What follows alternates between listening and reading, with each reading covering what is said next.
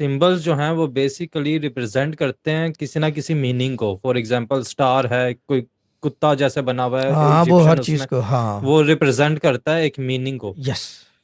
हरूफ जो है वो रिप्रेजेंट करते हैं साउंड को। ये बड़े शाह जी का मैं कोट लेके आ रहा हूँ, हाँ क्योंकि हरूफ का उन्होंने कहा है कि हरूफ जो है वो साउंड को जो है रिप्रेजेंट करता है। रिप्रेजेंट करते हैं।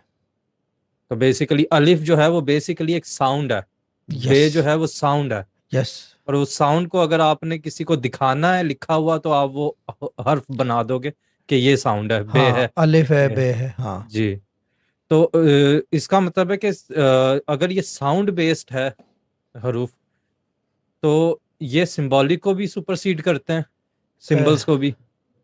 हाँ हाँ, क्योंकि बेसिकली तो, क्योंकि बेसिकली मैंने जो बिल्कुल। आपको शुरू में कहा ना कि जी चीज़ ये है कि हरूफ पहले थे, लेकिन बहुत जी। सारे जो इल्मी लोग हैं वो कहते हैं सिंबल्स पहले थे। ठीक। कहने की जी। बेसिकली, जो लोग कहते हैं कि बेसिकली द प्रैक्टिसेस वो already practised, that's how hmm. They found out about the symbols. सही। यानी कि वो जो लोग कहते हैं पुराने, अब उसके अंदर यही है। अब मैं ये नहीं कि मेरा कोट है, ये पुरानी हम्म। किताबों के अंदर है।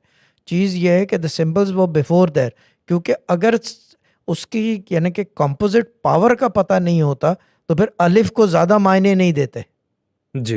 बे की वैल्यू कम ना रखते, जीम हम्म। की वैल्यू बहुत हाई ना रखते, और दाल को जो है वो बिल्कुल ही दाल का वजीफा बना दिया। जी यानी कि एक मिसालों में बात कर रहा हूँ, इन अ गुड मूड। जी। तो ये मामला है।